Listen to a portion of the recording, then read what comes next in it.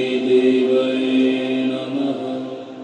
ॐ श्रीलक्ष्मी प्रसन्ना भव। हिरण्यवर्णां हरिणीं सुवर्णरजतस्रजां चन्द्रां हिरण्मयी लक्ष्मी जातवेदो महावः। तामावः जातवेदो लक्ष्मीमनपगामिनी।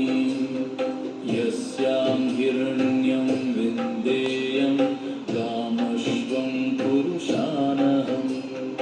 अश्वपूर्वां रथमध्यां हस्तिनादप्रबोधिनीं श्रियं देवीमुपह्वये श्रीर्मा देवी जुषताम्।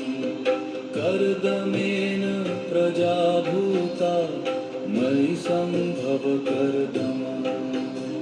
श्रियं वासय मे कुले मातरं पद्ममालिनी। अर्द्रां पुष्करिणीं पुष्टिं पिङ्गलां पद्ममालिनी। चन्द्रां हिरण्मयी लक्ष्मी जातवेदो महावः। आर्द्रां यः करिणीं यष्टिं सुवर्णां हेममालिनी। सूक्ष्मां हिरण्मयी लक्ष्मी जातवेदो महावः।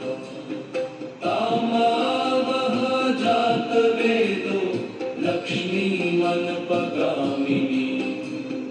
यस्यां हिरण्यं प्रभूतं गावो दास्योश्वान् विन्देयं पुरुषानहम्। यः शुचिः प्रयतो भूत्वा जुहुयादाजमन्वहम्। सूक्तं पञ्चदशरचं च श्रीकामः सततं जपे। पद्मप्रिये पद्मिनि पद्महस्ते पद्मालये पद्मदलायताक्षि। विश्वप्रिये विश्वमनोनुकूले त्वत्पादपद्मं मयि सन्निधत्स्व। श्वेताम्बरा धवलतरांशुकगन्धमाल्यशोभे। श्वेतद्वीपनिवासिनी लक्ष्मी मम निवासं कुरु। सरसिजनिले सरोजहस्ते धवलतरांशुकगन्धमाल्यशोभे। भाग्यं ददासि मम सुप्रसन्ना लक्ष्मी त्वं। मम भवन्तु सर्वसिद्धयः।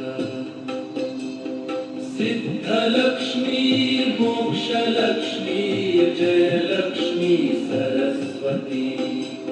श्रीलक्ष्मी वरलक्ष्मीश्च प्रसन्ना मम सर्वदा। वर्षन्तु ते धनवर्षाणि पूर्वस्य मुदितोदय। मम गृहे नित्यं सन्निधतां लक्ष्मी नाम परा।